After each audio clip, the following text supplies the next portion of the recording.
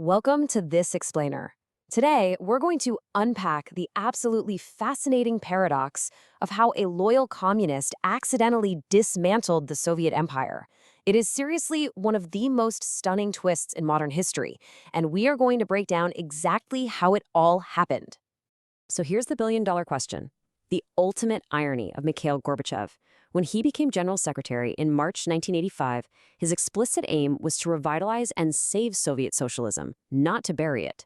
He was a reformer, trying to reach revolutionary goals using evolutionary methods. But, as we'll see, he eventually completely lost control of the very forces he unleashed. All right, let's start with Section 1, the Gorbachev paradox.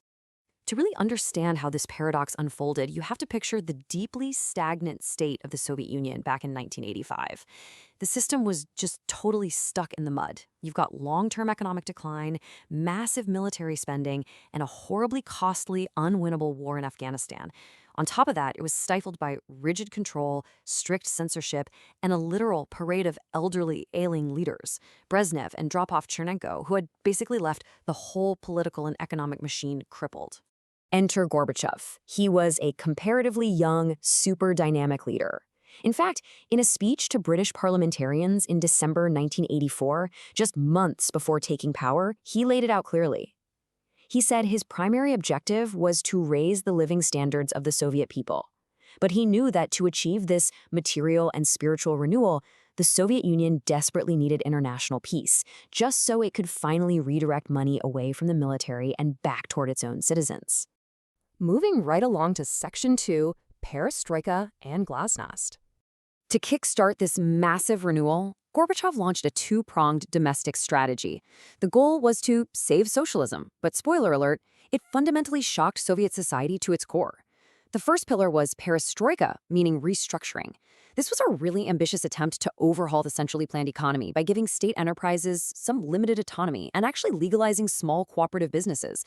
But it kind of just disrupted the old command system without replacing it with a working market system. The result? Mass confusion and huge shortages. Then came the second pillar, Glasnost, or openness. This was a radical loosening of censorship that allowed for unprecedented public debate. And it's really important to mention that this was heavily catalyzed by the tragic 1986 Chernobyl nuclear disaster. The initial secrecy and mishandling of that nightmare convinced Gorbachev that greater transparency wasn't just a nice idea, it was absolutely necessary for the country to survive. But here is where it goes off the rails. The unintended consequence of that transparency was massive, and it completely backfired on the Communist Party. By letting the press expose past Stalinist crimes and current economic disasters, Gorbachev severely damaged the regime's legitimacy. Suddenly, this newfound freedom of speech was actively emboldening dissidents and nationalists across all the republics to challenge the very foundations of the state. Which brings us to Section 3, New Political Thinking. Because his domestic reforms were hitting a brick wall of resistance, Gorbachev turned his focus to foreign policy, where it was way easier to make sweeping changes.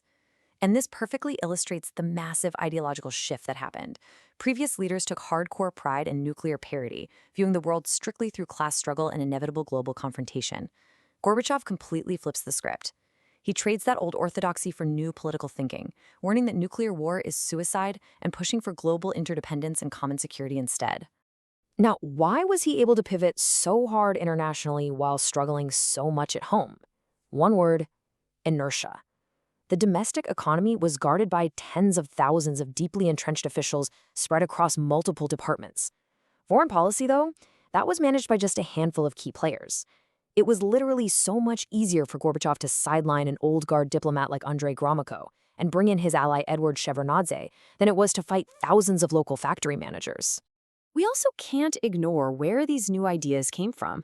Gorbachev didn't invent this mindset in a vacuum. He was heavily influenced by transnational peace networks, like the Pugwash movement of scientists and the Palm Commission.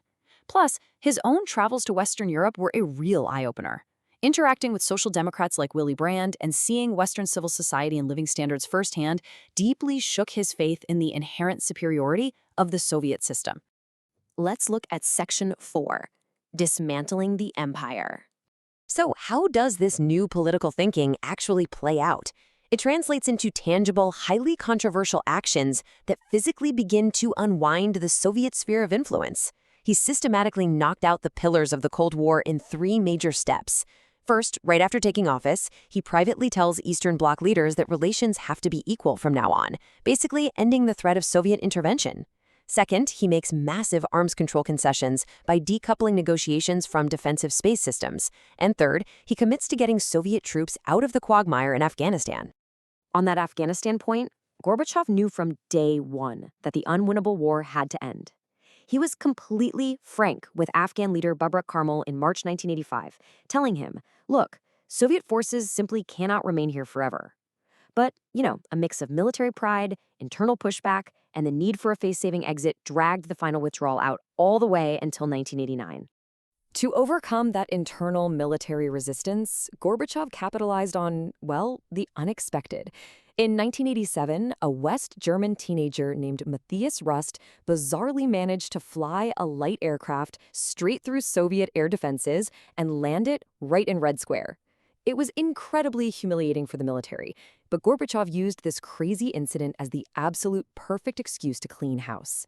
He fired his hardline defense minister and replaced him with allies who were actually willing to play ball with his disarmament agenda. And that leads us to our final act, Section 5, the Cold War ends. All these dramatic internal shifts and massive external concessions quickly compounded into the incredibly rapid, completely unexpected end of the superpower conflict. The dominoes fell so fast between 87 and 89. Late 87, he signs the landmark INF treaty with Reagan, wiping out a whole class of nuclear missiles. By summer 88, he's pushing through contested elections at home. And then, December 1988, he delivers this watershed speech at the UN, basically granting political independence to satellite states, right before pulling the last troops out of Afghanistan. The shift in the diplomatic vibe was undeniable. Fast forward to the summer of 1988. President Ronald Reagan is visiting Moscow. A reporter asks him if he still considers the Soviet Union to be an evil empire. Reagan just replies, "No, I was talking about another time, another era." That right there proved the old adversarial rhetoric was officially dead and buried. But the final fatal blow to the Soviet bloc itself? That was Gorbachev's absolute revocation of the Brezhnev Doctrine. For decades, this was the policy that gave the Soviet Union the right to intervene militarily in Eastern Bloc states, like they did in Hungary and Czechoslovakia, just to keep socialism from being overthrown. Gorbachev completely, unequivocally abandons this policy of force. And by taking away the threat of Soviet military tanks rolling in, the fear that held Eastern Europe in line completely evaporated. This triggers the massive 1989 domino effect. Communist regimes across Eastern Europe collapse rapidly as citizens demand freedom. This effectively ends the Cold War, militarily and ideologically. But back at home, those unresolved tensions, the terrible economy, mixed with the brand new freedom to protest, would ultimately shatter the Soviet Union itself by 1991. So this leaves us with the ultimate historical debate to ponder. Was Gorbachev a bold visionary who successfully liberated millions of people and ended global nuclear terror? Or was he an unintentional gravedigger who simply lost control of a highly rigid system that he was desperately trying to save? It's a wildly complex legacy that people are still arguing about today. Thank you so much for joining this explainer. I hope this leaves you questioning how trying to fix something slowly can sometimes unleash the most revolutionary and entirely unintended consequences. Catch you next time.